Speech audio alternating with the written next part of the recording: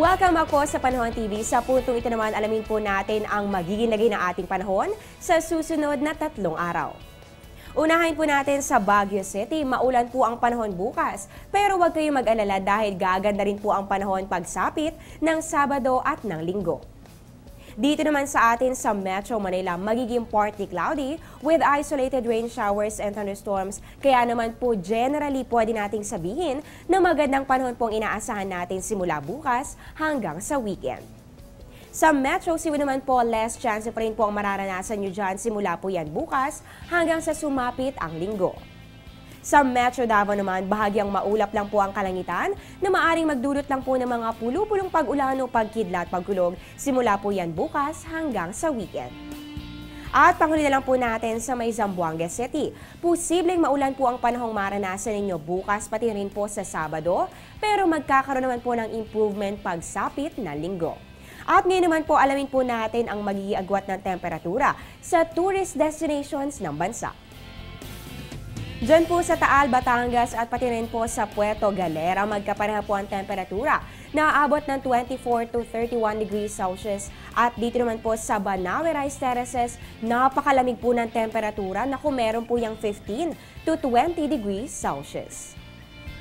Sa El Nido, Palawan, meron po 25 to 32 degrees Celsius. At dito naman po sa Camiguin Island, meron po yan 23 to 33 degrees Celsius.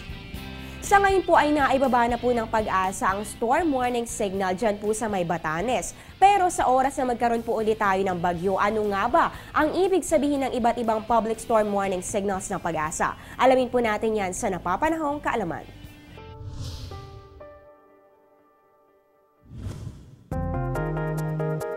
May 4 na public storm warning signal ayon sa Philippine Atmospheric, Geophysical and Astronomical Services Administration o Pag-asa. Ang signal number 1 ay may hanging 30 to 60 kilometers per hour. Dito ay maaaring magkaroon ng pag-ulan sa loob ng 36 hours. Kapag signal number 1, sinususpindi na ang klase ng preschool at kindergarten sa mga pribado at pampublikong paaralang apektado ng bagyo. Ang signal number 2 naman ay may hanging 60 to 100 kilometers per hour.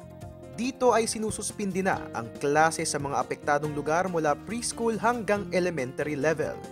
Ang signal number 3 naman ay nagtataglay ng hanging may lakas na 100 to 185 kilometers per hour.